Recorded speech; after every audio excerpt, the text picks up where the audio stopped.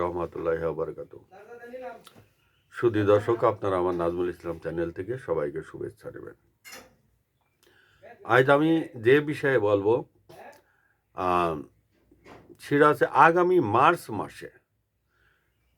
March মাসে আমেরিকার দক্ষিণ ও মধ্য এশিয়া বিষয়ক সহকারী পররাষ্ট্রমন্ত্রী পল কাপুর বাংলাদেশে আসছেন। সম্ভবত তিনি মার্চ মাসের প্রথম সপ্তাহে বাংলাদেশে আসবেন এবং বাংলাদেশ, ভারত, পাকিস্তানের বিভিন্ন স্বার্থ সংশ্লিষ্ট বিষয়ে তিনি আলাপ আলোচনা করবেন। অবশ্য তিনি বাংলাদেশে আসার আগে তিনি আগে ভারতে আসবেন। তিনি আগে ভারতে এসে তারপরে তিনি বাংলাদেশে আসবেন। এখন মোটামুটি একটা বিষয় শোনা যাচ্ছে যে পল কাপুর বাংলাদেশে আসছেন। আমাদের সাবেক যে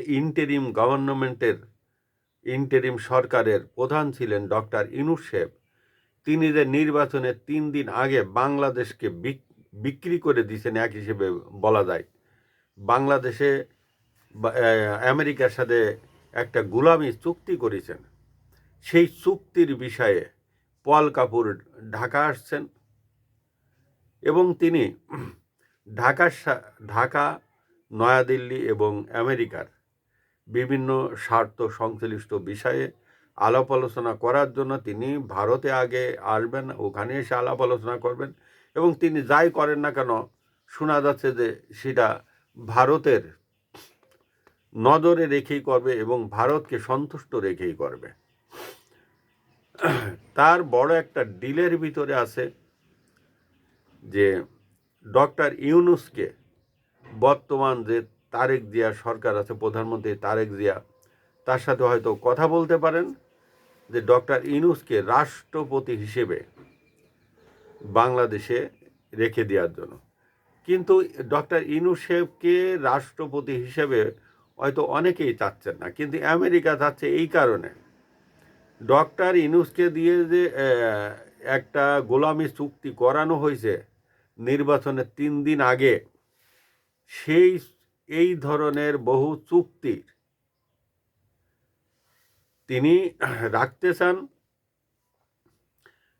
আগামীতে, এই আমেরিকার সাথে আরো করতে চান এই ধরনের চুক্তি, যার কারণে ইউনূসকে আমেরিকার খুবই দরকার। কারণ ইউনূসরা কিন্তু সবসময় আসে না, তারা 50 বছর 100 বছর পর পর এই ধরনের দেশ বিক্রি করার নেতাদের পাওয়া যায়।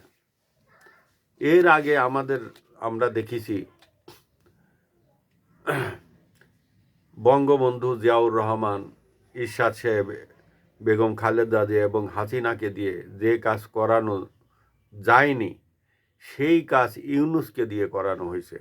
এই গোলামি চুক্তির কাজটা নির্বাচনের 3 দিন আগে আমেরিকা এই ইউনূসকে দিয়ে করাইছে এবং তাদের হয়তো আরও ডিল করার ইচ্ছা আছে, এই ধরনের চুক্তি করার ইচ্ছা আছে, যার কারণে ইউনূসকে রেখে দেওয়ার খুব প্রয়োজন তাদের। আমেরিকার সাথে বাংলাদেশ যে রেসিপ্রোকাল ট্রেড এগ্রিমেন্টটা করেছে গত 9/2/26, এইটাকে বাস্তবায়ন করার জন্য তিনি তাগিদ দেওয়ার জন্য আগামী মার্চে আসছেন এবং general security of military information agreement চুক্তিতে যুক্ত করা আছে আমেরিকার মূল লক্ষ্য। অর্থাৎ আমেরিকার একটা সংস্থা আছে, সেই সংস্থার সাথে যুক্ত করবে, অর্থাৎ কয়েকটা দেশ নিয়ে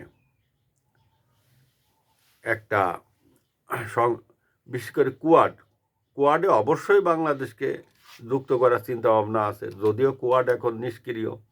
তাছাড়াও এই general security of military information agreement চুক্তিতে যুক্ত করা আছে আমেরিকার লক্ষ্য। বাংলাদেশকে যেভাবে হোক এই চুক্তিতে যুক্ত করা, কারণ আমেরিকার প্রধান শত্রু আছে চায়না এবং রাশিয়া। তারা চাচ্ছে চায়না এবং রাশিয়া থেকে বাংলাদেশকে আলাদা করে রাখতে, এবং চায়না রাশিয়ার সাথে যেন কোনো লেনদেন করা না হয় এবং কোনো চুক্তি না করা হয়। এবং ব্যবসা বাণিজ্য থেকে দূরে রাখা। অর্থাৎ আমেরিকা যার শত্রু, বাংলাদেশও তার শত্রু। এই ডিলে তারা কাজ করতে যাচ্ছে।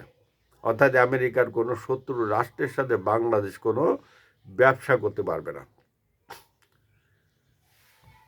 এই ধরনের কিছু হলে তাহলে বাংলাদেশ তো দেখা যাচ্ছে সে উত্তর কোরিয়া, ইরানের মতন, আফগানিস্তানের মতন একঘরে হয়ে যাবে এবং বাংলাদেশ একটা অকার্যকর রাষ্ট্রে পরিণত হবে। এবং যার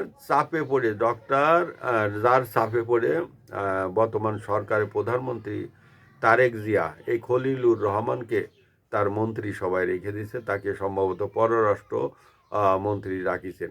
এই যে খলিলুর রহমান, এটা তো আমেরিকার তৈরি। এই যে ডক্টর ইউনূসেফ, এও কিন্তু আমেরিকার তৈরি। এই জন্যই আমেরিকা ইউনূসকে প্রেসিডেন্ট বানানোর জন্য হয়তো তারেক জিয়ার উপরে একটা চাপাচাপি করবে। কিন্তু ভারত এই চুক্তিটা কোনোভাবে করতে দিবে না বা ইউনূসকে প্রেসিডেন্ট হতে দিবে না। কারণ ইউনূস যে 18 মাস ক্ষমতায় ছিল, ভারতের সাথে সম্পর্ক ভালো ছিল না।